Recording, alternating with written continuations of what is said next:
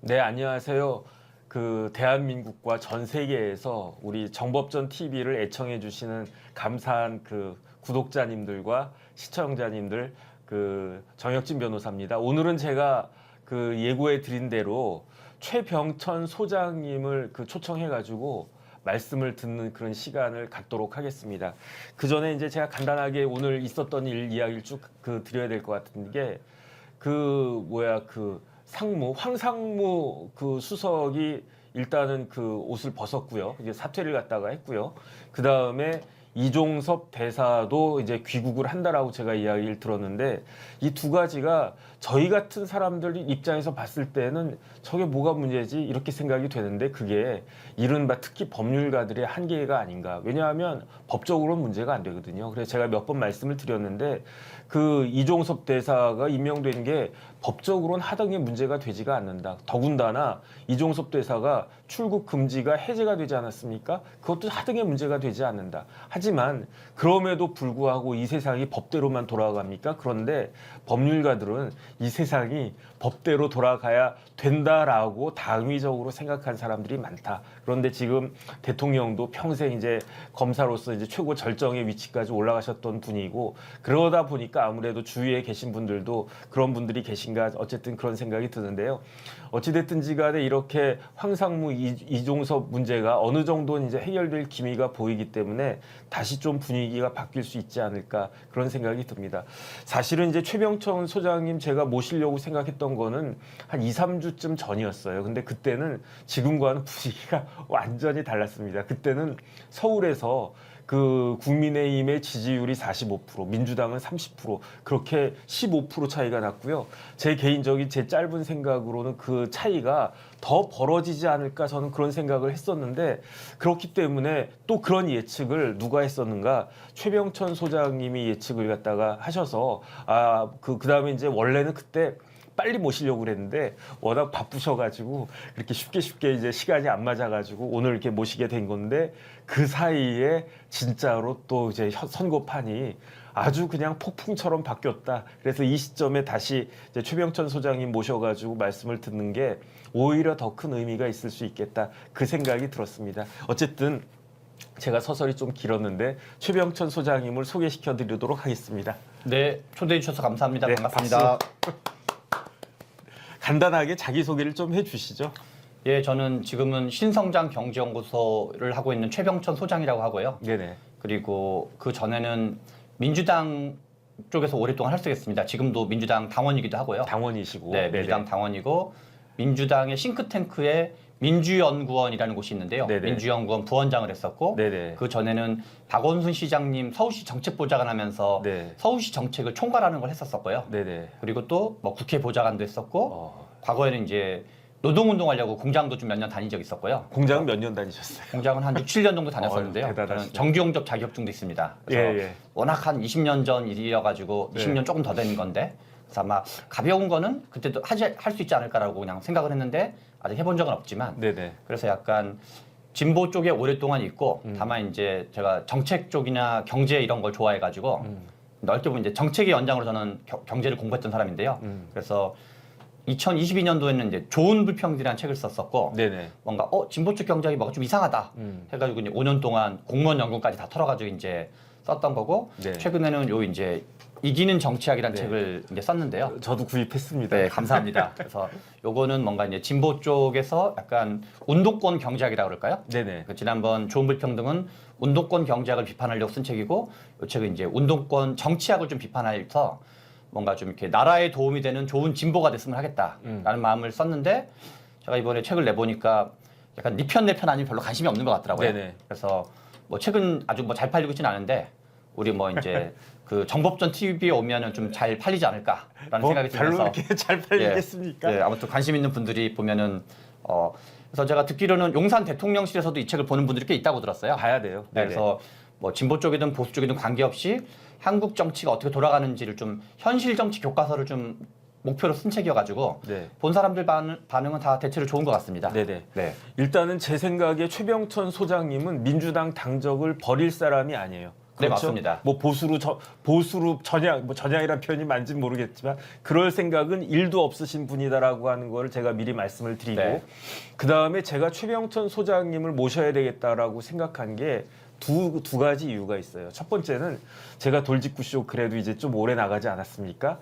어느 날 이제 선거 막 이렇게 하고 그러니까 패널들이 막 바뀌어요. 바뀌는데 어느 날 최병천이라고 하는 사람이 온다는 거예요. 근데 최병천 소장님하고 이름 비슷한 경제학자가 있었던 것 같아요. 이병천이라는 분이 있었죠. 네, 그래서 어쨌든 제가 뭐 그런 분인가? 근데 이제 최병천 소장님이 딱 봤는데 죄송합니다. 네. 듣보잡이 오신 거야. 네. 그래서 야 돌직구에는 그래서 좀 메인드가 오는데 네. 그런데 듣보잡인 분이 오셨네. 보니까 민주연구원 부원장 하면 누가 생각납니까? 김용이 생각나잖아요. 김용도 민주연구원 부원장이었어요. 그래서 이런 분이 민주연구원의 부원장이었나 보다라고 생각을 갖다가 했는데 사실은 저쪽 이제 좌파 쪽, 뭐 우리는 뭐 여기는 이제 보수나 우파라고 이야기하고 뭐 좌파나 네네. 저는 진보란 생각이 잘 안 들어요. 진보면 좀 이렇게 발전하는 모습이 보여야 되는데 이게 진보인가 오히려 꼴통이지 저는 오히려 반동 아닌가 그런 생각이 많이 들기 때문에 좌파란 말을 갖다 쓰겠습니다. 그쪽 패널들 중에 솔직히 말씀드리면 제가 이렇게 귀담아 듣고 이 사람은 좀 나름대로 생각이 있고 공부를 갖다가 하는 그런 패널들을 별로 보질 못했어요. 왜냐하면 좌파 쪽 패널들 이렇게 민주당 쪽 패널들 이렇게 딱 나와서 이야기하는 거 들어보면 거의 뭐 앵무새처럼 위에 무슨 지령이 있나? 이 사람도 이야기하고 이 사람도 이야기하고 표현만 조금만 달릴 뿐이지 거의 똑같은 이야기를 갖다가 하는 걸 딱 보고 뭐 그냥 그런가 보다라고 생각을 했는데 최병천 소장님은 다르더라고요. 뭐가 다르냐? 두 가지가 달라요. 첫 번째는 본인이 스스로 생각하는 그런 게 있어요. 그러니까 본인이 뭐 이렇게 다른 패널들처럼 저희 같은 사람들도 쭉 들어보면 이 사람은 누가 이렇게 이야기하라는 이야기 푸시를 받고 그 이야기를 전달하는 사람인가 아니면 본인이 스스로 생각해가지고 분석하고 이야기하는 사람인가. 그런데 거의 제가 알기로는 거의 유일하게 민주당 패널 쪽에서는 스스로 생각하고 분석하는 패널이 아닌가. 두 번째로는 제가 놀랐던 게 최병천 소장님이 지난 선거에 대한 데이터가 머릿속에 다 들어있어요.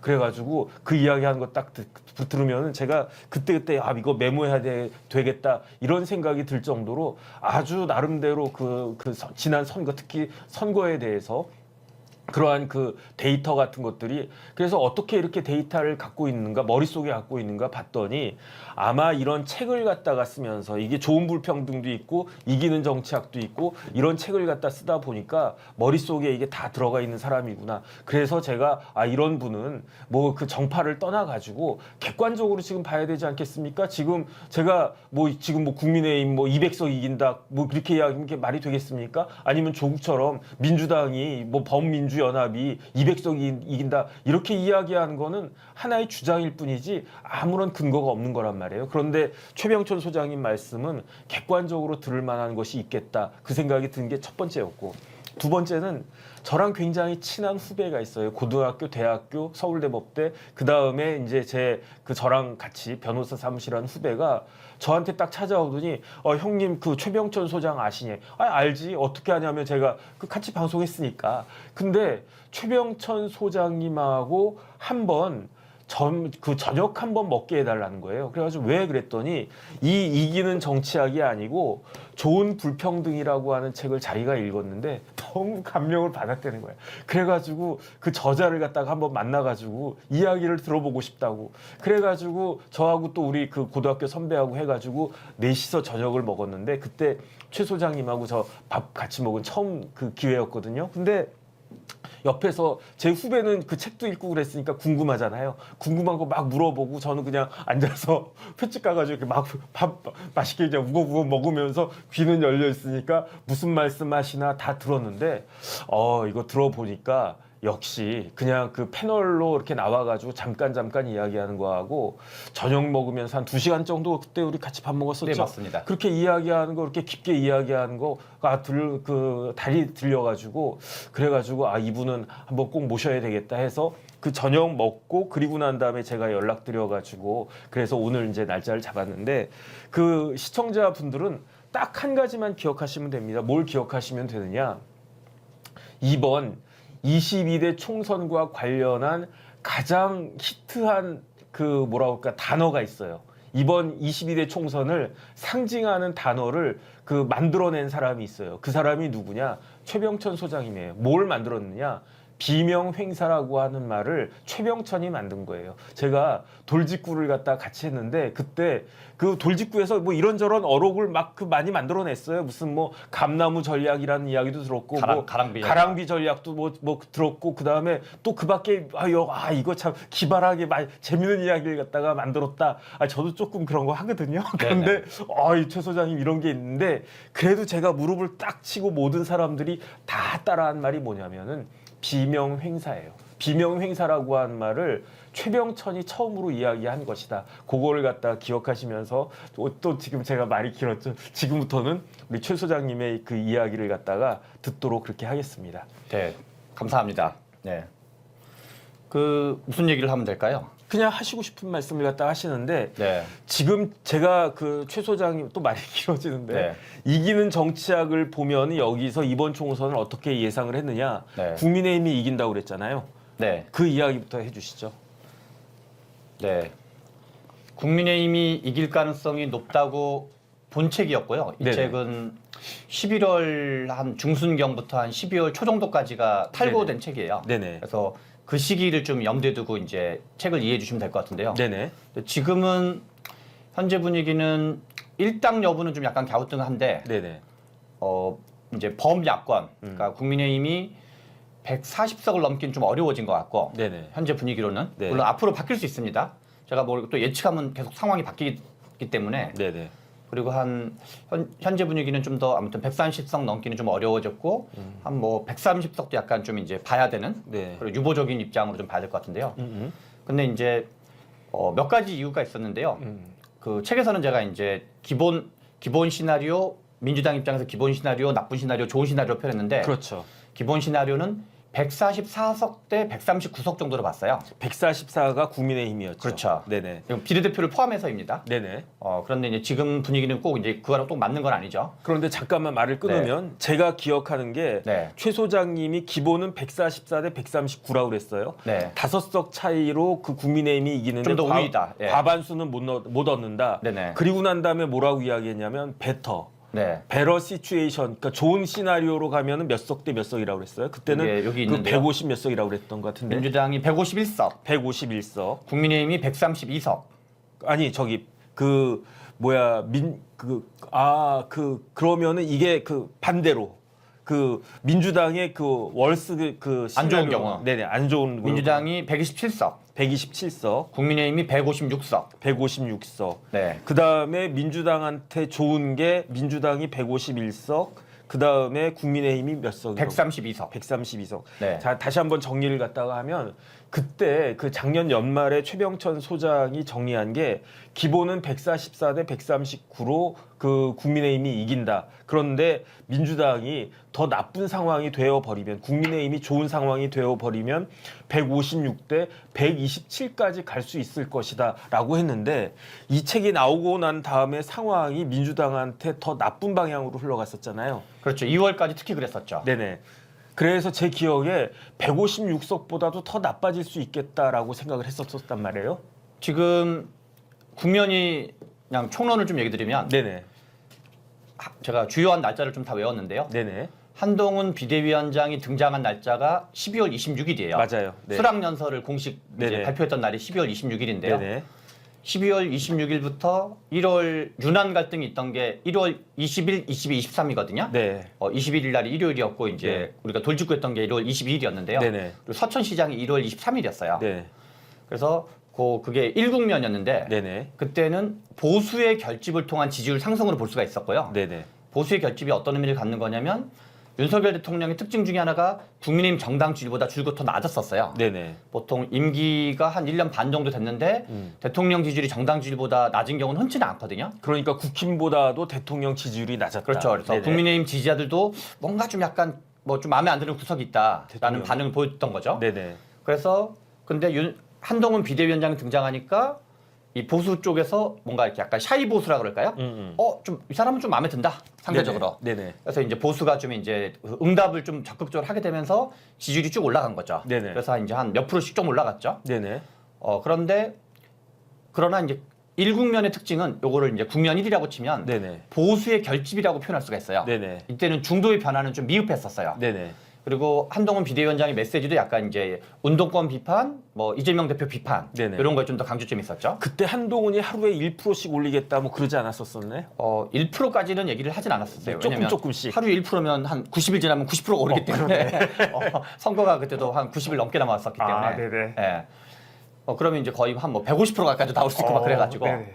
근데 서천시장 네네. 이제 그 윤한 갈등 네. 1월 20일, 22, 23 그 즈음에 한 2주간 네. 사람들이 뭐 약속대로는 아니냐도 받고 네네. 저도 이거 약속대로는 아닌가? 네. 약간 갸우뚱하게 봤는데 설날이 2월 10일이었어요. 네네. 그래서 2월 설날 직후에 나온 여론조사에서 네. 펑 하고 뛰기 시작을 했어요. 네네. 그래서 그때부터는 일종의 이제 중도 일부가 합류한 거죠. 중도 합류. 네, 국민의힘 쪽으로 중도 일부가 합류했고 네. 대통령 지지율도 살짝 올랐죠. 네네. 그리고 또 재밌는 게 윤한 갈등이 딱 있던 데는 그때 한국갤럽에서 대구 경북이랑 보수 유권자에서 네. 대통령 지지율이 30% 미만으로 떨어진 적이 있어요. 네네. 그래서 그걸 딱 보고 그러니까 재밌는 거는 60대 이상과 대구 경북 20% 미만으로 떨어졌었어요. 네네. 윤한 갈등이 있을 때. 네네. 그러니까 그거는 보수 쪽 분들과 60대 이상 분들이 윤석열 대통령 한동훈 비대위원장 괴롭히지 마. 하자는 대로 좀 해.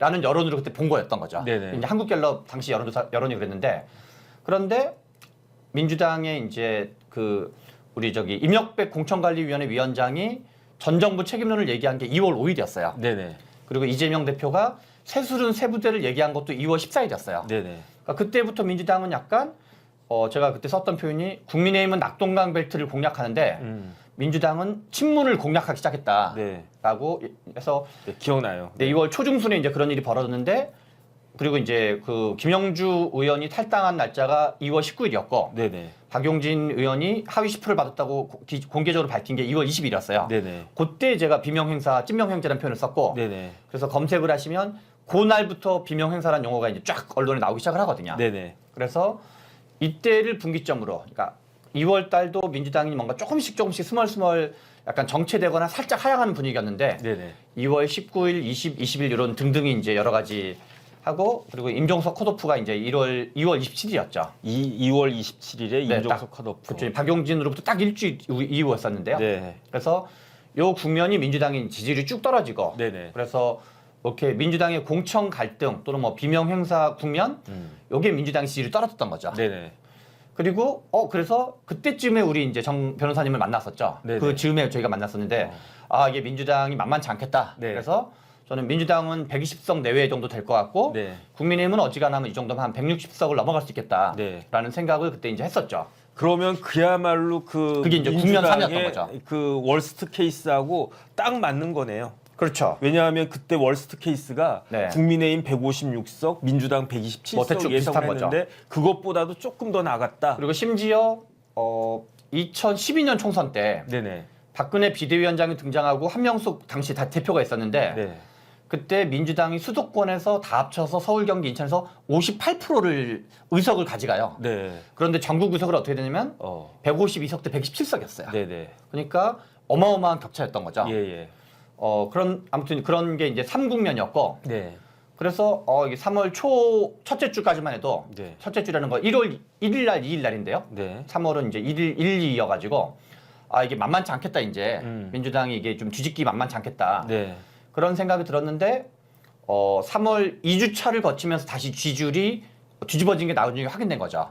왜 그렇게 됐나요? 가장 중요한 건 제가 보기에는 세 가지 원인이 있는데요. 네네. 첫 번째는 저도 예상하지 못했고 많은 사람도 예상하지 못했는데 조국 혁신당의 등장이 엄청 큰 영향을 미쳤고요. 네네. 여기 이제 이유는 다시 말씀드리겠고 네네. 첫 번째는 조국 혁신당의 등장.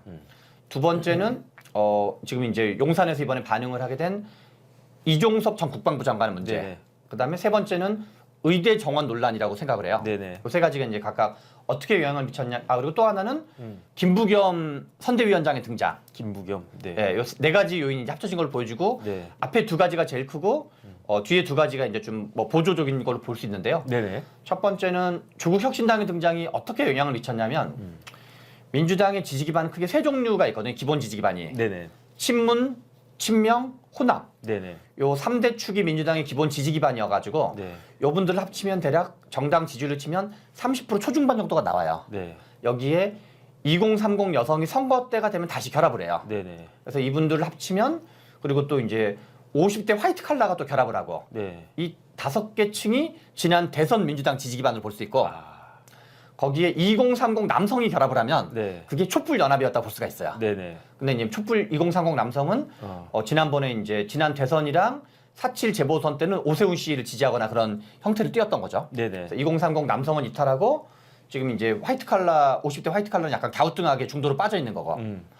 그런데 민주당의 공천 갈등을 통해서 이제 어떤 친명들이 중심으로 이제 비명을 좀 내치면서 그러니까 친문이 빠져나간 거죠. 친문이 빠져나간 거죠. 그다음에 그래서 호남도 빠져나간 호남도 빠져나간 거죠. 네네. 그래서 이 사람들 중에 이재명 대표 마음에 안 든다. 네네. 나는 윤석열 정부를 비판적이고 국민의힘은 마음에 안 들지만 네네. 나는 민주당 지지자이지만 네네. 이재명 대표도 마음에 안 든다라는 유권자들이 응답이라든가 이런 거에서 빠져나온 거죠. 그러면 안 찍이 되는 거네요, 그 사람. 그렇죠. 그래서 그 사람들은 보통 이제 역대 선거 결과를 쭉 보면 투표장에 덜 가게 돼요. 네네. 동원이 덜 되는 거죠. 네네. 그러니까 투표장에도 덜 갈 정도인데 여론조사도 답변할 리가 별로 없는 거잖아요. 그건 뭐 보수도 마찬가지고. 그렇죠. 진보도 마찬가지고 네네. 보수도 마찬가지인데 그러면 답변이 좀 빠지게 되는 거죠. 네네. 그래서 격차가 쭉 벌어졌는데 네네.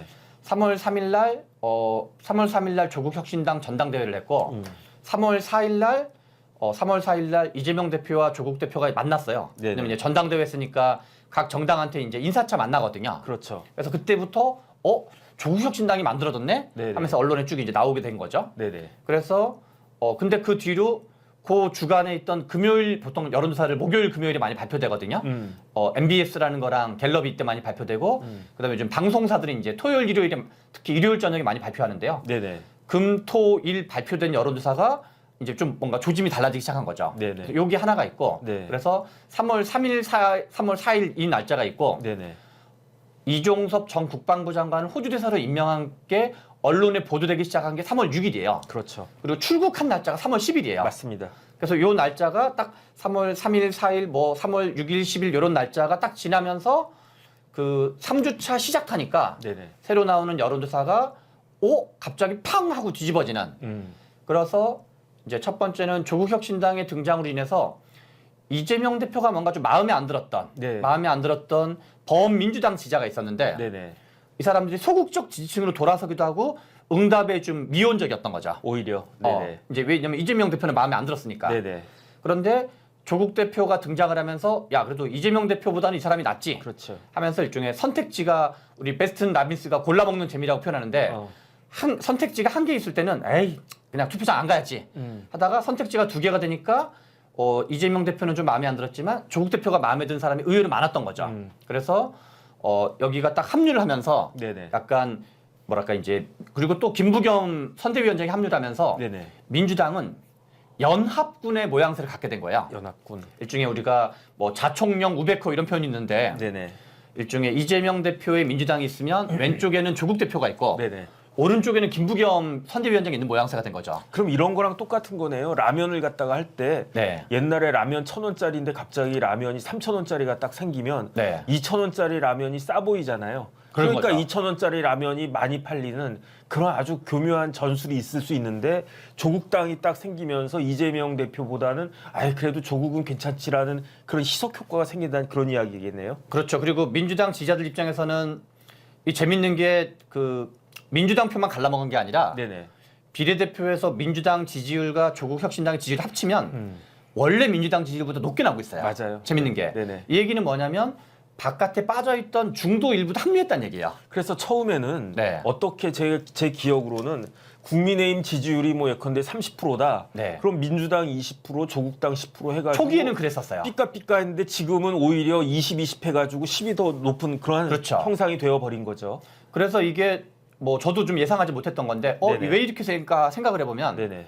지금 민주당이 문재인 정부 때는 집권 여당이고 집권당이었잖아요. 네네. 그때 법무부 장관이 약간 갑이었다 그럴까요? 네. 그러니까 뭔가 이렇게 국민들이 보기에는 너네 갑 아니야? 네. 뭔가 이렇게 왜 갑이 갑질해?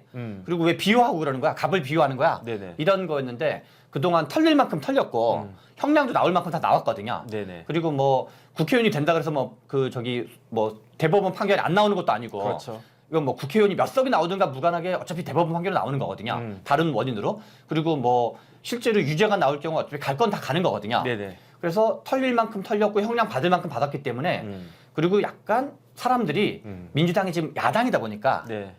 이제 국민의힘이 여당이다 보니까 네. 약간 탄압받는 야당 지도자 이미지를 갖게 된 거죠. 조국이. 네, 조국 네. 대표가 네. 일부 중도도 그렇게 생각한다고 봐야 되는 거고 안 그러면 이게 이제 지지율이 높아지는 걸 이해할 수가 없거든요. 네네.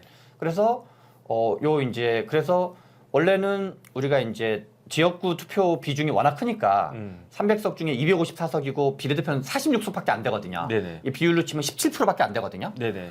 근데 원래는 투표장에 안 가려고 했다가 뭔가 비례대표라도 찍을 정당이 생긴 거죠. 그래서 투표장에 가면서 가는 김에 그냥 마음에 좀 덜 들지만 민주당을 찍자.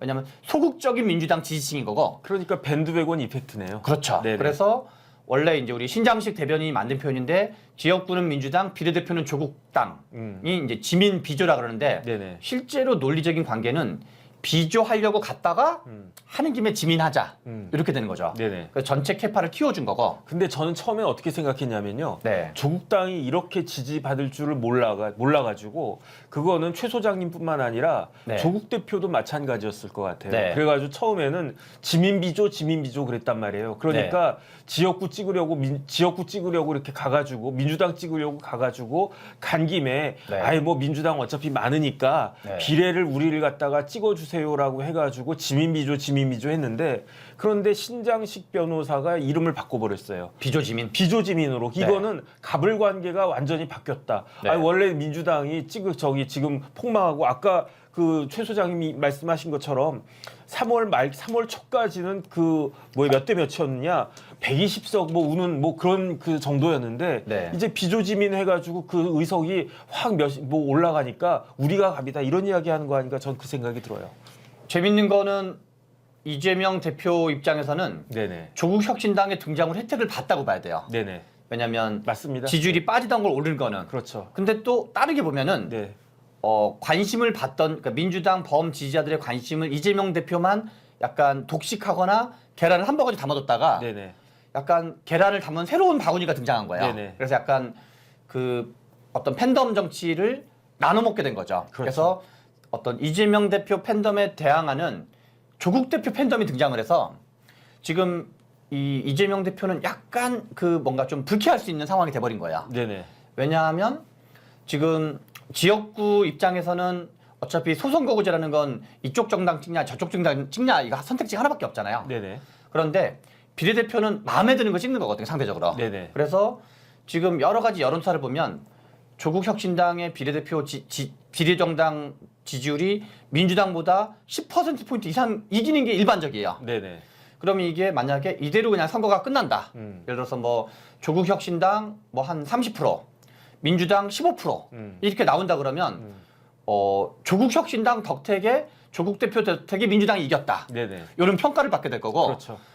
유권자들은 민주당 이재명 대표보다는 조국 대표를 더 좋아한다. 네네. 라는 평가를 받을 거기 때문에 이재명 대표는 지금 이거에서 엄청 민감한 상태로 여러 가지를 보여주고 있어요. 여기서 질문 한 가지. 네.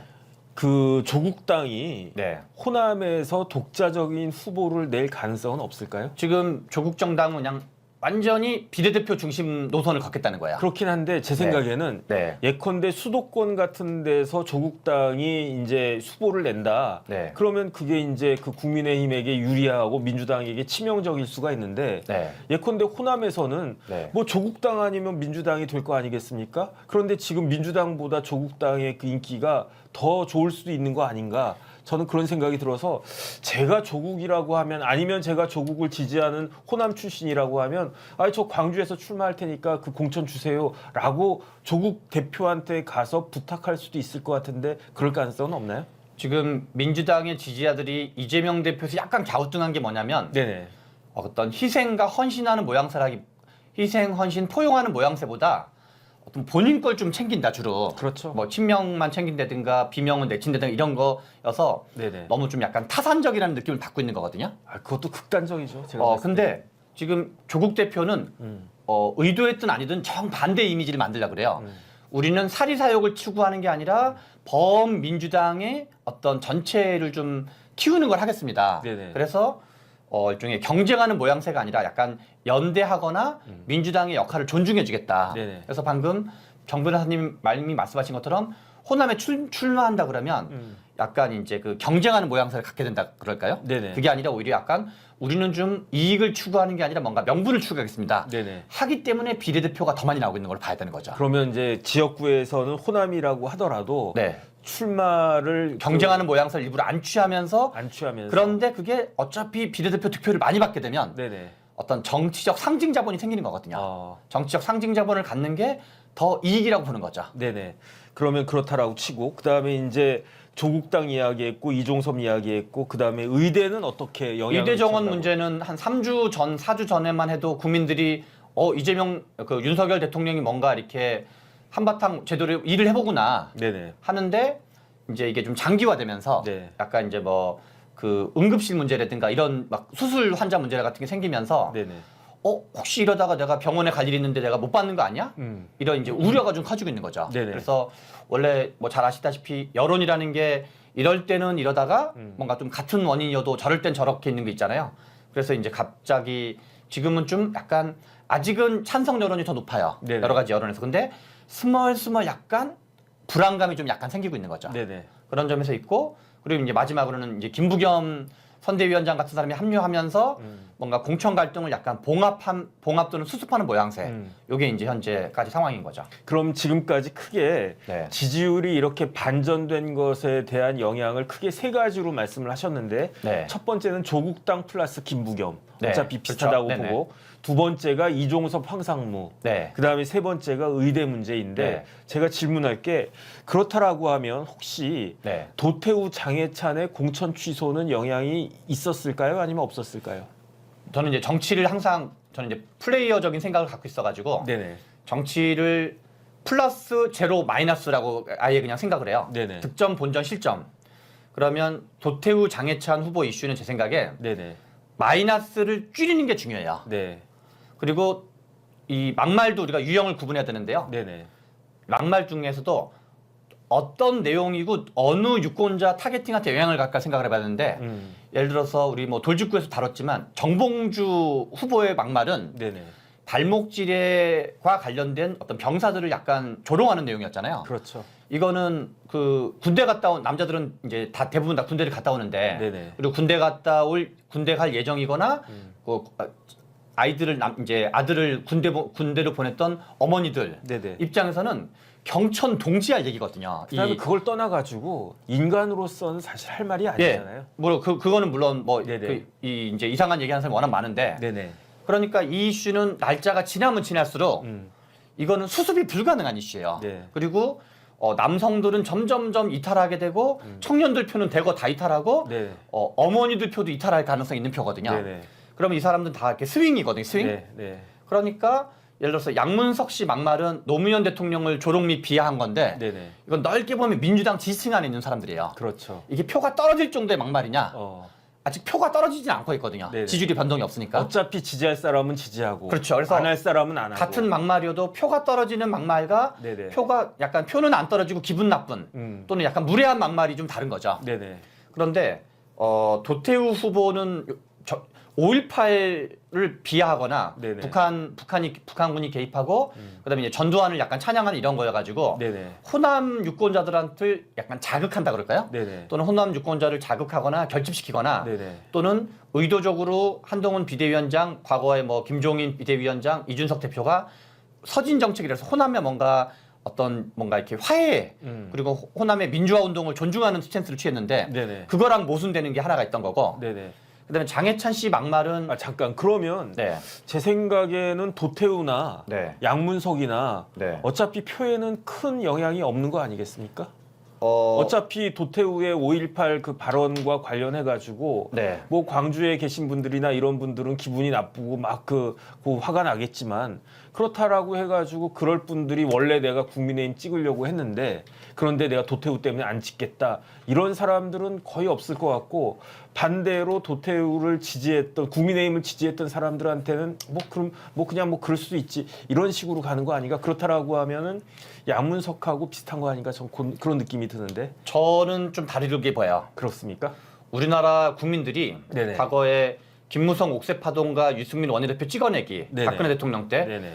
우리나라 보수도 제가 보기에는 우리나라는 부산, 울산, 경남 지역이 부마항쟁이라든가 4.19라든가 뭐 김영삼 대통령이 민주화 운동했다든가 네네. 우리나라 부산, 울산, 경남 지역은 네네. 한편으로는 보수이면서도 네. 한편으로는 민주화 운동 DNA가 강하다고 봐야 돼요.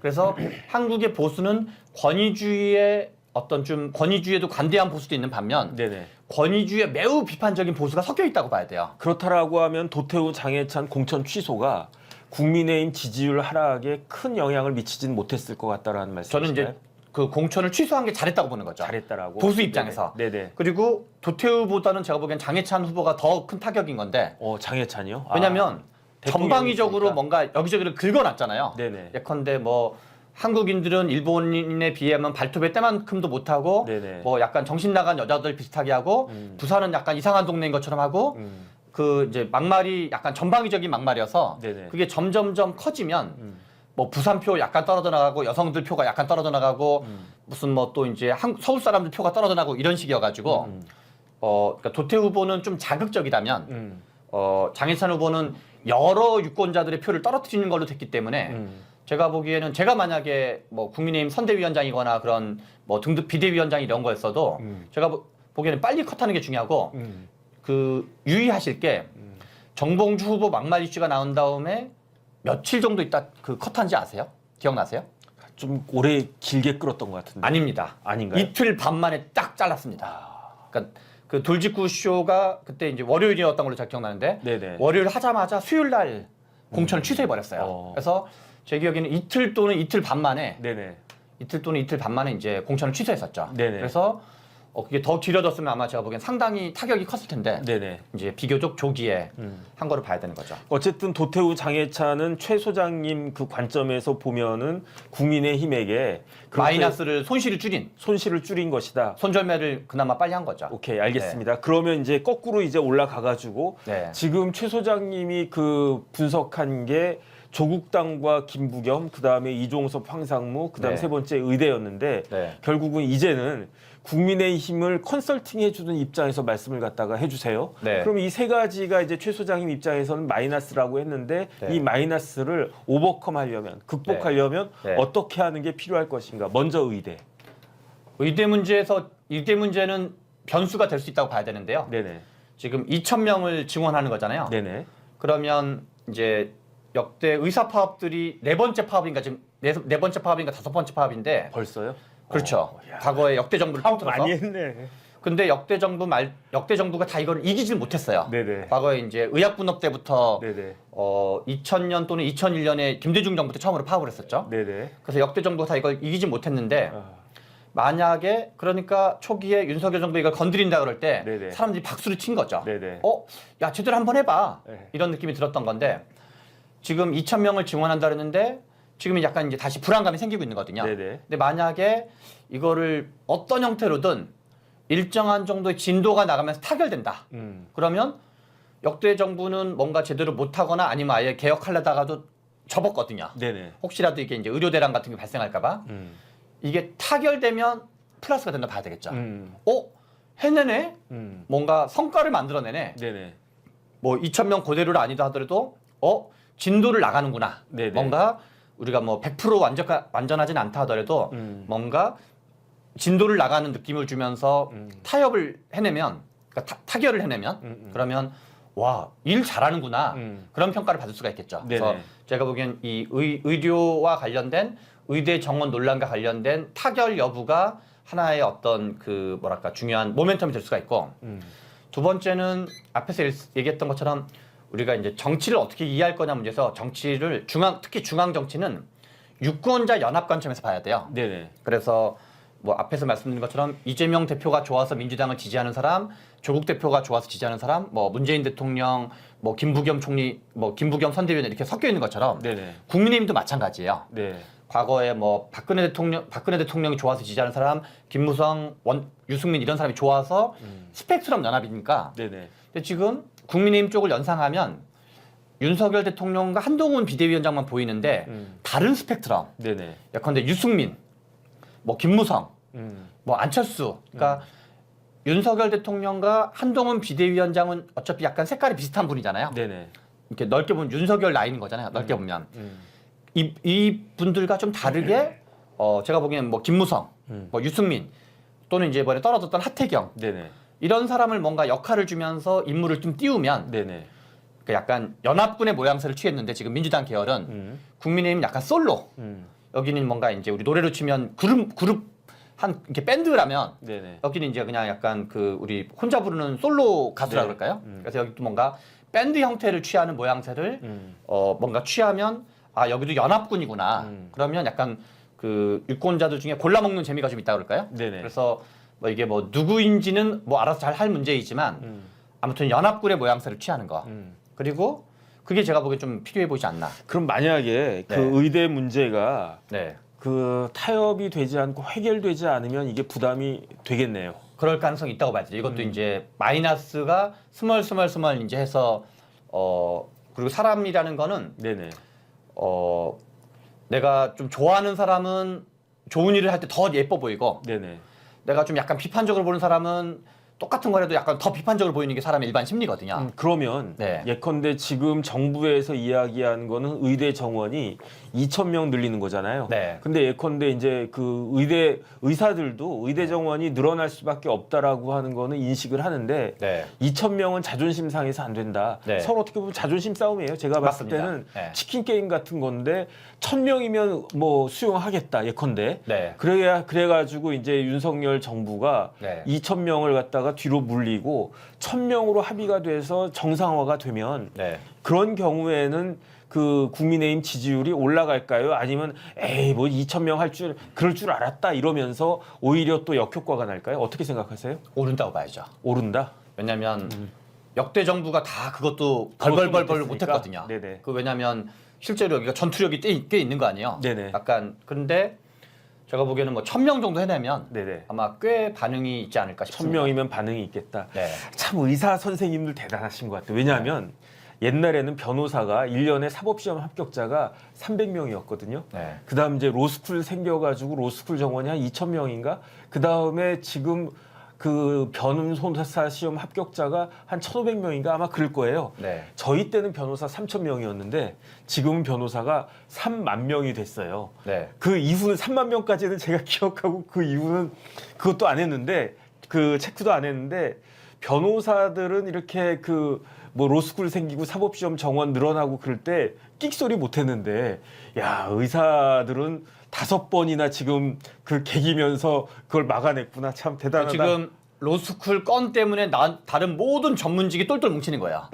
우리도 변호사처럼 된다. 이 생각이 워낙 약간 학습 효과가 있다고 그럴까요? 네네. 네. 알겠습니다. 그러면 그렇게 분석을 갖다 하신 거고 그 다음에 이제 거꾸로 이제 올라가는 겁니다. 두 네. 번째로는 네. 이종섭 황상무 문제가 사실은 어제 밤까지만 해도 네. 풀릴 기미가 안 보였어요. 네. 그래가지고 제가 어제 점심에 이제 기자들하고 같이 점심을 먹었는데 그 기자들이 그 메이저 그 신문사 기자들이었는데 뭐라고 이야기하냐면 지금 하루에 5석씩 날아가고 있다. 그렇죠. 하루에 5석씩. 그러니까 열흘이면 50석이란 이야기예요. 네. 뭐 진짜 그렇게 지금 날아가고 있다. 그 이야기를 갖다가 듣는데 대통령실에서는 지금 뭐 꼼짝도 안 하고 있다. 네. 그 이야기를 딱 듣고 그 다음에 이제 더 중요한 건 뭐냐면 한 달 정도 기간이 남으면 어떻게 모멘텀이 바뀔 수 있는데 네. 이제 20일밖에 안 남았기 때문에 이 그 뭐라 그럴까 이 그 패턴을 이 그 경향을 바꾸는 게 굉장히 어렵다. 그렇게 걱정을 많이 했었거든요. 네. 그런데 다행히 오늘 아침에 네. 황상무도 사퇴하고 그다음에 이종섭 대사도 이제 들어온다라고 하고 네. 이렇게 이제 바뀌긴 했는데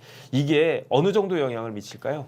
이거는 그러니까 아까 말씀드린 것처럼 지지율은 득점, 본전, 실점 네네. 플러스 제로 마이너스가 있으면 네네. 마이너스를 일단 멈춘 거죠. 네네. 일단은 그렇게 봐야 되는 거죠. 네. 이 자체가 그리고 또 여론의 흐름을 쭉 보면 네네. 약간 기저 효과 같은 게 있어요. 네. 우리 뭐 그 주식 용어로 바닥을 친다, 네. 뭐 천정을 쳤다 이런 표현 있잖아요. 네네. 너무 많이 오르면 살짝 이렇게 뭐랄까 균형 가격으로 좀 떨어지고 너무 많이 떨어지면 균형 가격이 다시 상향하는 효과가 있거든요. 네네. 그래서 지금은 민주당 지지율이 약간 오른 추세고 네. 국민의힘 지지율이 떨어진 추세여가지고 네네. 약간 서로 이제 약간 뭐랄까 그 제자리로 균형으로 네네. 살짝 반대 방향으로 약간 갈 가능성은 있다고 봐야 되겠죠. 네네. 지금은 최근 한 일주일 반 기간은 민주당이 결집하고 또는 이제 진보 쪽이 결집하고 이제 보수 쪽은 좀 이제 약간 뭔가 떨어지는 추세였는데 네네. 아마 제가 보기엔 살짝 미세 조정 정도가 있지 않을까 그런 정도가 있을 것 같습니다. 그러면은 이게 반등의 요소는 아닐 것이다. 부분적 반등은 되는 거죠. 부분적 반등은 왜냐면 될 일종의 것이다. 그냥 저는 편의상 기술적 반등이라 표현하는데요. 그러니까 떨어지는 건 일단 멈춘 거고 떨어지는 거 멈추면 살짝 반등되거든요. 일반적으로. 기술적으로 반등은 있을 것이다. 네. 그다음에 이제 제일 중요한 건 역시 이제 조국당인데 네. 저는 어떤 생각이 들었냐면은 한동훈이 굉장히 프레임을 잘 짰다고 생각을 해요. 네. 그래가지고 윤명 프레임이면은 거의 이제 필패다 이런 생각이 들었었는데 네. 한동훈 비대위원장 등장하면서 윤명 프레임이 네. 한명 프레임으로 바뀌었잖아요. 네. 그런데 이게 이제 거기하고도 연결이 되네. 그런데 지금 그 문제가 된 게 이종섭 장관을 대사로 임명하고 그다음에 황상무 그 수석이 저렇게 그 말실수를 갖다가 하고 원래대로 보면 말실수도 아니었는데 어쨌든 그걸 갖다가 민주당 쪽에서 잘 가공을 갖다가 한 거죠. MBC하고. 네. 그러니까 결국은 다시 대통령이 전면에 등장하니까 그렇죠. 프레임이 바뀐 거죠. 윤명 프레임으로 다시 간 거예요. 윤명 프레임에서 한명 프레임으로 갔다가 다시 윤명 프레임으로 가니까 그러니까 이 영향이 있었을 것 같은데 어찌됐든지 간에 이제 그 이종섭 그다음에 황상무 사태가 일단락 되기 시작하니까 기술적 반등은 있을 것이다. 근데 방금 말한 거가 중요한 건데요. 네네. 말씀하신 거에 100%다 동의하는데 윤석열 대통령과 이재명 대표의 프레임이 있었잖아요. 네네. 그런데 한동훈 비대위원장 등장한 다음에 한동훈 비대위원장과 이재명 대표의 프레임이 됐었거든요. 그렇죠. 그런데 조국 대표가 등장을 하고 네네. 그다음에 이제 황상무 건이랑 이종섭 전 국방부 장관이 있으면서 다시 윤석열 정부에 대한 찬반 논란으로 바뀐 거거든요. 네네. 그러면 국민의힘 쪽에서 뭐를 해야 되는 거냐면 약간 얼굴을 살짝 바꿔줘야 돼요. 네네. 그러니까 누군가가 뭔가 이렇게 약간 분위기 전환 같은 걸 한다 그럴까요? 네네. 그게 뭐 누가 됐든 간에 뭐 약간데 인요한 씨는 저하고 좀 약간 약하고 인요한 씨는 좀 약하고 그러니까 뭔가 분위기를 바꾸지는 뭔가를 만들어야 되는 거죠. 그래서 한동훈 혼자만 있는 게 아니라 뭔가 이렇게 다른 사람도 있구나. 그래서 뭐 나경원, 안철수, 원희룡 거기에다가 지금 윤재호 이렇게 무슨 공동 선대위 체제를 만들었다라고 하는데 그게 새로운 느낌이 한 개도 안 들잖아요. 그러면 누가 새로운 느낌이 누가 있을까요? 새롭다라는 건 안 쓰던 사람을 써야 되는 거죠. 덜 쓰던 사람. 한번 추천해 주세요. 저는 뭐 김무성도 괜찮다고 생각을 해요. 김무성, 뭐 유승민 씨에 대한 뭐 호불호는 여러 가지가 있겠지만 네네. 그러니까 원래 또 효과라는 건 네네. 좀 김무성도 너무 올드하지 않나? 올드한데 아무튼 친유는 아니잖아요. 친유는 아니고 네. 뭐 새로운 사람 없을까요? 김부겸, 이해찬은 뭐 이렇게 완전히 프레시해서가 아니라 네네. 그 핵심 친명은 아니잖아요. 김부겸, 이해찬이란 분은. 네네. 그래서 저는 뭐 그러니까 약하긴 한데 네네. 유승민, 김무성 이런 사람을 저는 역할을 주는 게 역할이 김무성, 뭐 유승민, 그다음에 뭐 이제 하태경 씨는 약간 이제 무게감은 좀 다를 수는 있지만 그런 사람을 찾아야 되는 거죠. 찾아야 된다. 네, 그리고 보수 쪽에 원로 같은 사람 중에 이미지 괜찮은 사람. 네네. 그러니까 이해찬 대표나 김부겸 그러니까 선대위원장도 네네. 그러니까 중도도 호감을 가지고 있는 민주당 쪽에 어떤 이제 그 연배 있는 정치인인 거잖아요. 네네. 보수 쪽에도 그런 사람이 있을 거 아니에요. 네네. 근데 왜 아무도 안 쓰냐는 거죠. 그 누가 있는지 모르겠으니까. 왜냐하면 저만 해도 네. 김무겸, 유승민 하면은 조금 거시기하다는 생각이 들기 김무성, 때문에. 유승민. 네네. 둘 네. 다 뭐 그냥 아니, 너무 그러니까 그 두 분이 싫으면 네네. 그 두 분이 싫으면 그러면 보수는 중도가 호감을 가질 만한 보수가 아무도 없는 건지. 그러니까 유권자가 지금 그렇게 느끼고 있는 거예요. 네네. 이 동네는 아무도 없나 보다. 그래서 김무성, 유승민이 아니어도 관계없어요. 네네. 중도가 호감을 가질 만한 보수 쪽 사람. 네네. 그런 사람을 찾아서 어쨌든 그런 사람을 지금 찾아야 된다. 그러면서 같이 이제 연합군의 모양새를 취하는 것 자체가 네. 그러면 약간 이제 얼굴을 좀 약간 얼굴 가리를 했다는 표현이 좀 뭐하지만 네네. 뭔가 이렇게 화사하게 우리 이제 뭐 이제 봄, 여름, 가을, 겨울에 옷도 우리가 바꿔 입잖아요. 네네. 계절이 바뀌었구나. 네. 약간 그런 느낌을 주는 거죠. 네네. 그러면 이제 마지막으로 제일 중요한 게 제가 봤을 때 이번 선거에 있어서 가장 큰 예상하지 못했던 그러나 가장 큰 변수는 역시 조국당이잖아요. 네. 그러니까 지금까지는 한동훈이 이재명을 갖다 공격을 하면서 네. 나름대로 득점을 많이 하고 이재명이 그 다음에 이제 제대로 방어도 못하고 그런 와중에 그 국민의힘의 지지율이 확 올라갔었던 것 같은데 그런데 예상치 못하게 이제 조국당이 등장을 한 거예요.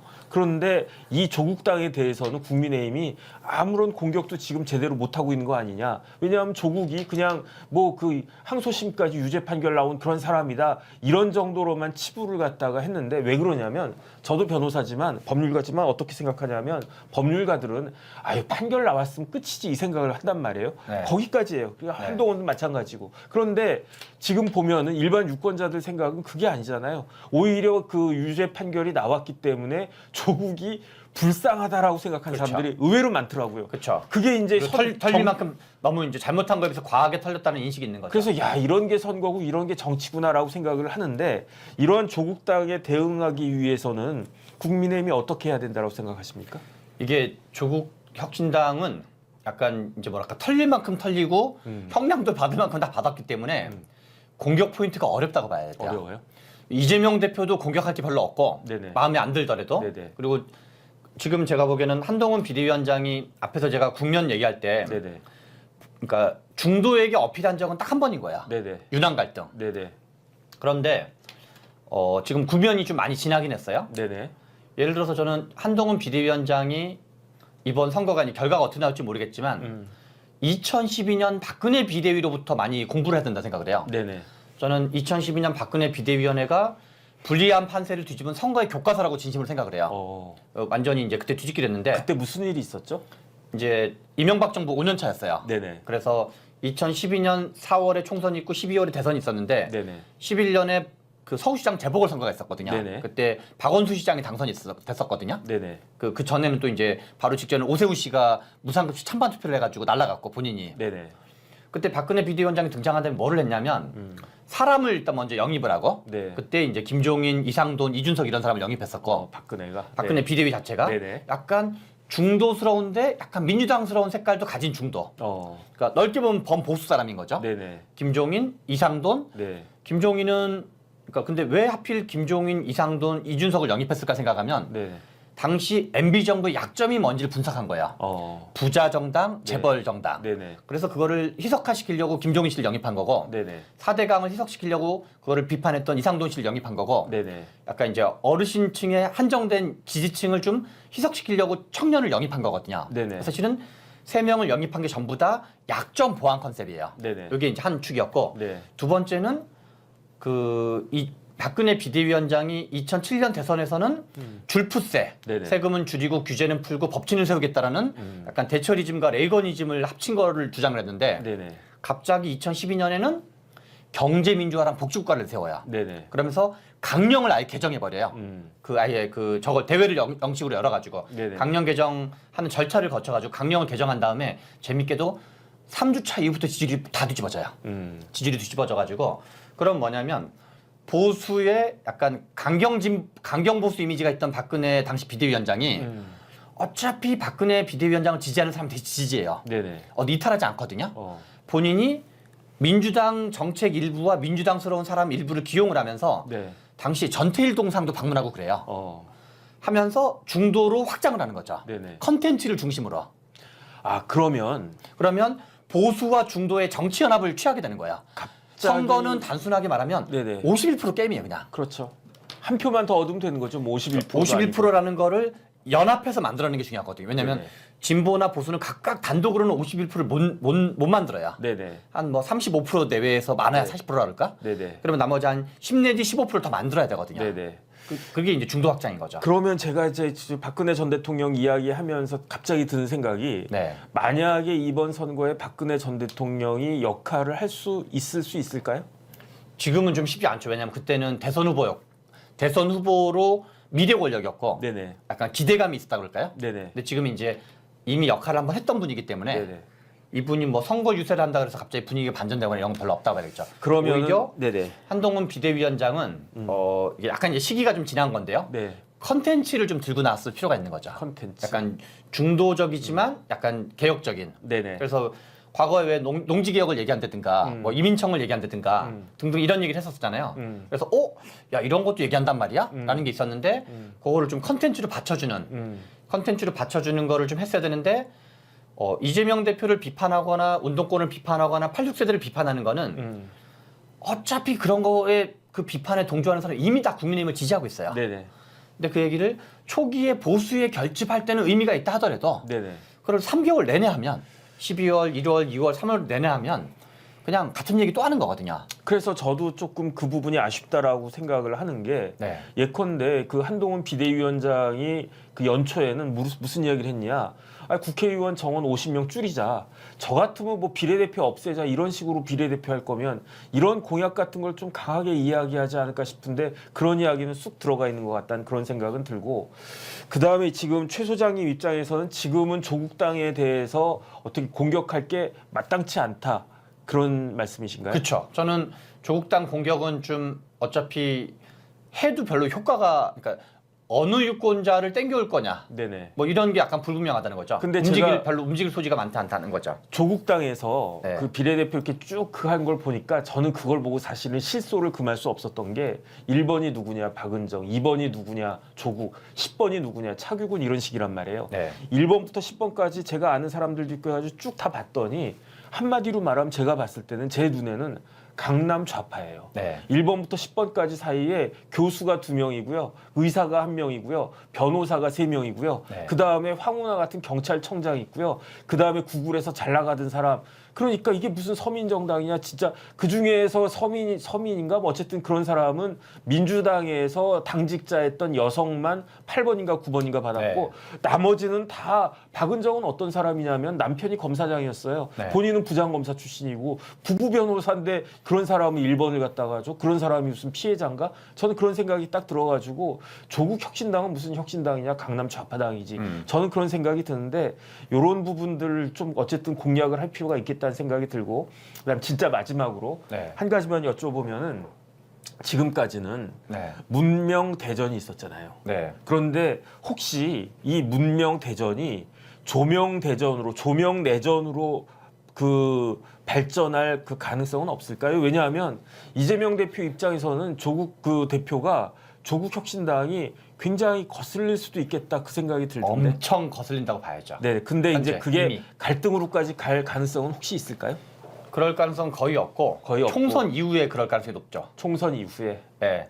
그러니까 이게 이제 총선 이전에는 일단 조국 대표가 전반적으로 로키를 지금 하고 있어요. 네네. 약간 낮은 톤을 유지하고 있고 약간 겸손, 헌신, 연대 이런 톤을 좀 유지하고 있고 그런데 총선이 딱 끝난다. 네네. 그러면 비례대표 투표 정당 지지 중요하잖아요. 네네. 그러니까 지역구는 민주당이 큰 혜택을 버는 거고 민주당 입장에서는 조국 혁신당이 큰 도움을 받은 걸로 봐야 돼요. 실제로 이미 현재 받고 있고. 네네. 근데 비례대표는 이 뭐랄까 그냥 내가 완전히 마음 내키는 데를 찍는 거잖아요. 네네. 선택지가 2개에서. 네네. 그러면 이 민주당보다 만약 예를 들어서 뭐 선거 결과는 가봐야 알겠지만 민주당이 20%를 받았다. 네네. 조국 혁신당이 30%를 받았다. 이렇게 만약 결과가 나왔다. 네네. 그러면 언론에서 어떻게 다루겠어요? 네. 국민들은 이재명 대표보다는 조국 대표를 더 좋게 평가했다라고 다루게 될 거잖아요. 이게 당대 당의 경쟁이기도 하지만 네네.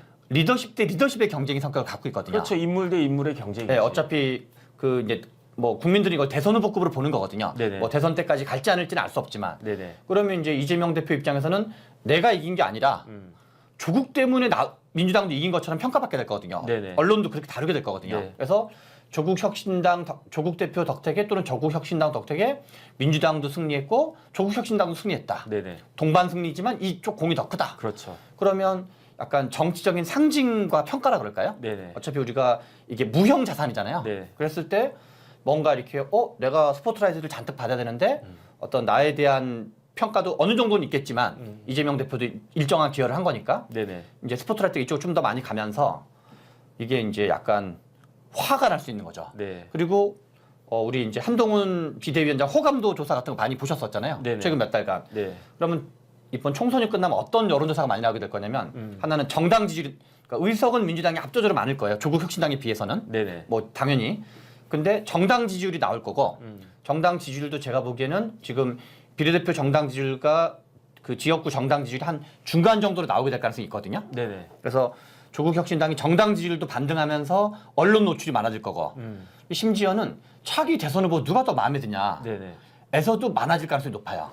그다음에 제가 봤을 때 가장 중요한 건 뭐냐면요. 어차피 이재명 대표는 만약에 국회의원에 당선이 돼도 또 문제가 될 게 사법 리스크거든요. 그쵸. 그러면은 체포동의안이 또 문제가 될 텐데 만약에 민주당이 단독으로 과반을 얻지 못한다라고 하면 조국이 거기에 과연 협조를 갖다가 해줄 것인가? 전 그것도 문제가 된다라고 생각을 하고 어찌 됐든지 간에 결론적으로는 조명 간의 갈등은 이제 총선 전까지는 그 잠재적으로 이렇게 수면 밑에 있겠지만 그 총선이 끝난 다음에는 조명 갈등이 표면화될 가능성이 굉장히 크다. 저도 그 언론이 이제 그 비교하는 기사를 어차피 우리 가장 시청자들이 좋아하는 게 실제로는 경마식 보도거든요. 네네. 수치 왜냐면 객관적 수치가 나오니까 네네. 그런 수치를 보여주면서 하면은 이제 뭔가 거기에 반응을 안 하게 될 수가 없는 거죠. 네네.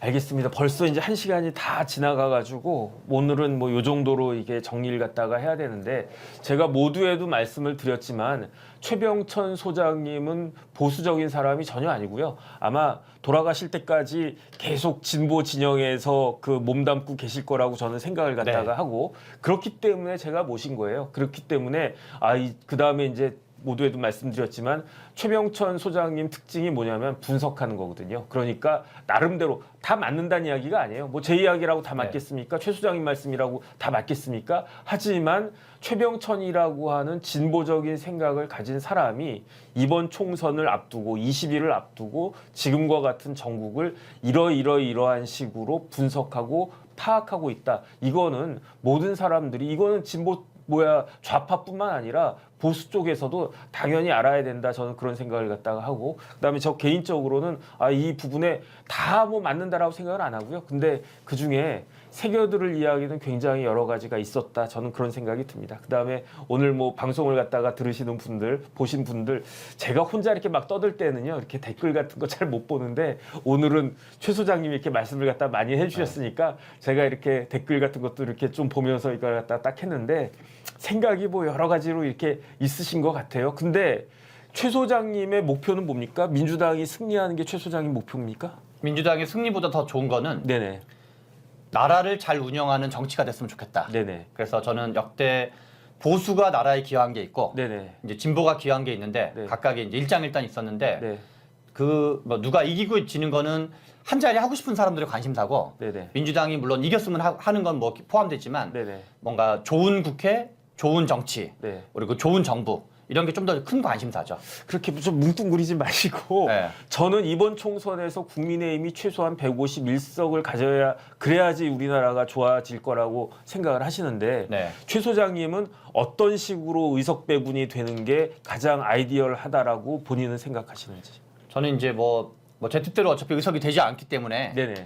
그 그냥 최 소장님이 그냥 내가 이제 신이야. 그러니까 국민의힘은 이만큼 주고 민주당이 이만큼 주고 뭐 조국당이나 뭐 이런 뭐 새로운 미래나 개혁신당은 이 정도면 좋겠어라고 생각하면 그게 어느 정도인지. 일단은 뭐 민주당이 과반은 넘는 게 좋은 거죠. 민주당이 과반 넘는 네. 게 네네 알겠습니다. 어쨌든 오늘 그 바쁘신 시간에도 나와 주셔가지고 그 굉장히 감사드리고요. 어쨌든 오늘 말씀은 그 최 소장님은 민주당이 과반이 넘기를 기대하는 최 소장님의 말씀이었다라고 하는 거를 감안하고 그걸 기초로 해가지고 국민의힘이나 아니면 뭐 민주당 다 마찬가지고 잘 이렇게 분석하고 그다음에 이제 마지막으로 네. 이거는 뭐 틀려도 되는데 네. 이거는 민주당이 150석, 155석, 네. 155석을 기대한다라고 하셨어요. 저는 과반이라고 표현했죠. 과반. 그 다음에 실제로는 어떻게 될 것 같아요? 지금은 그냥 틀려도 좋으니까. 지금은 분위기가 완전히 저거 돼가지고 네네. 150석 넘을 가능성도 현재는 요 며칠간 네네. 분위기에서는 단독 과반을 얘기하는 건데 네네. 단독 과반 가능성도 지금 약간 생겼죠. 민주당이 단독 과반 가능성이 있고 네. 일당은 어디가 될 것 같아요? 단독 과반이면 당연히 아니 민주당이 일당이 되는 거죠. 아니 그러니까 단독 과반이 안 된다고 하더라도 민주당이 일당이다. 아니 얼마 전까지만 해도 이제 국민의힘과 민주당이 어디가 일당할지가 가물가물했는데 네네. 최근 분위기는 이제 민주당이 저거 좀 더 유리한 일당과 과반 가능성인데 네네. 앞에서 말씀하신 것처럼 지금 의대 정원 논란이 어떻게 마무리되냐가 제가 보기엔 중요한 변수가 하나가 될 수 있겠다. 네네. 그래서 그거는 그게 뭐 될지 안 될지 모르겠지만 아마 실제로 그런 일이 벌어지면 일정한 정도의 반등의 모멘텀이 될 것 같다는 생각이 듭니다. 어쨌든 제가 정리를 하고 마치겠습니다. 네. 최병천 소장님은 민주당이 과반이 되기를 바라시는 분이에요. 이건 희망사항이고. 그런데 제가 알고 있는 최병천 소장은 그 희망으로 인해 가지고 정세를 그렇게 이제 호도하는 그런 사람이 아니다라고 제가 알고 있고, 그렇기 때문에 그런 의미에서 희망사항과 달리 현실적인 지금 판단으로는 지금 그래도 민주당이 과반에서 왔다 갔다 하는 정도의 일당이 될 가능성이 현재 현재 기준으로는 굉장히 높아 보인다라고 하는 게 최 소장님의 분석이었고요. 왜 그런지 짧게만 보충 설명을 드리면 네네. 서울 지역이 48개고 경기도가 60개가 있어요. 네네. 서울 지역의 48개 중에서 강남 3구가 8개고 네네. 한강벨트 강남 3구를 다 포함해서 한강벨트가 22개가 있어요. 네네. 한강벨트를 제외한 민주당이 대체로 유리해요. 네네. 그런데 한강벨트에서 우리가 보통 이제 판세 분석을 할 때 우세, 경합우세, 경합열세, 열세 이렇게 5개로 보거든요. 네네. 그러면 국민의힘 쪽에서 이쪽에서 한 20개, 15개, 20개는 먹어야지 네네. 약간 이제 일당을 그나마 겨뤄볼랑 말랑 하거든요. 네네. 왜냐면 이제 호남 대비 영남이 더 많으니까. 네네.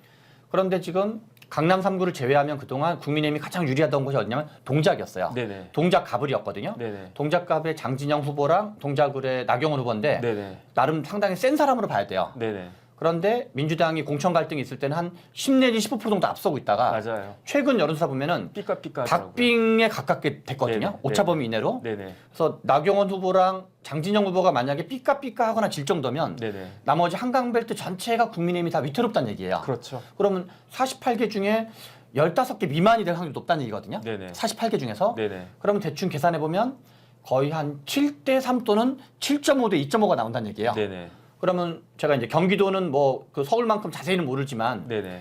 그렇게 서울과 비슷하게 경기도를 유치하면 더군다나 경기도는 민주당세가 더 세거든요. 네네. 서울에 비해서. 네. 그러면 서울과 경기도를 합쳐서 108석에다가 그냥 7대 3 또는 7.5대 2.5를 적용하면 네네. 팍 뒤집어져요. 네. 그런 거 그래서 이제 이게 뭔가 이 국민의힘이 뭔가 이 정도에서는 이겨줘야 되는데 지네 이런 거를 볼 수 있는 게 동작, 뭐 영등포 갑, 중성도 갑 이런 몇 군데가 제가 보기에는 이제 약간 네네. 그 약간 리트머스 시험지들이라 그럴까요? 판세 전체의 5개 중에서 어디에 위치하고 있는지 네네. 그런 점에서 좀 이제 판세를 약간 유추할 수 있다고 생각을 하는 거죠. 어쨌든 108번뇌가 되겠네요. 40석, 60석, 48석 이러면. 뭐 등등 예. 어쨌든 오늘 다시 그 정리를 갖다 하면 최병천 소장이 한 달 전 정도에는 160석을 국민의힘에 예상을 했었는데 거기서 지금 30석이 빠진 거라고 그 생각을 하시는 거잖아요. 지금 앞으로 20일 남았으니까 이러한 분위기를 반등시켜야 된다라고 저희는 이제 생각을 갖다가 하고요.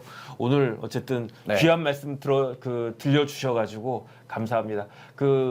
오늘 1시간 한 10분 정도 했는데 긴 시간 또 이렇게 잘 들어주셔가지고 감사하고 저희는 내일 뵙도록 그렇게 하겠습니다. 네, 감사합니다. 감사합니다.